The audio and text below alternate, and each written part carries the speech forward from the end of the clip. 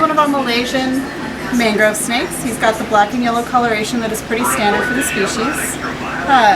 These guys often come in about this size, about this weight. They can be pretty sensitive to their environment and their conditions, which means that if you don't get it right, if you keep them too dry or if you keep them too cool, they won't feed and they won't thrive for you. So it is very, very important for these particular snakes for you to get their cage and conditions dialed in just right.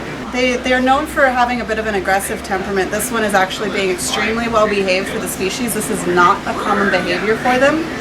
Most of the time they're puffed up and they've got their head up and they're striking. They'll often open their mouth, which is white on the inside, to kind of intimidate predators. This one is being unusually calm and mellow. He did just get fed yesterday, so I'm not going to mess with him too much. There he goes. But they're definitely a bit more alert, and because they are rear-fanged, they're not the kind of snake that the beginner should be messing with. A cool trick that I have learned in working here at LLL for the last few years is that one of the easiest ways to get them feeding when you first get them is to offer a cup of fuzzies in the cage. Just leave a cup of fuzzies in there overnight. Fuzzies are big enough to be a meal, especially if you leave 5 to 10 of them alive in the cage. Again, in a little cup so they don't run around. But they're big enough to be somewhat of something of a meal without being big enough that they're going to intimidate these guys.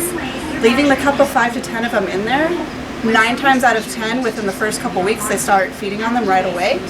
So that way, you can get them started, get them feeding, and once they're feeding on the fuzzies regularly, you can often get them started on hoppers and then from there mice.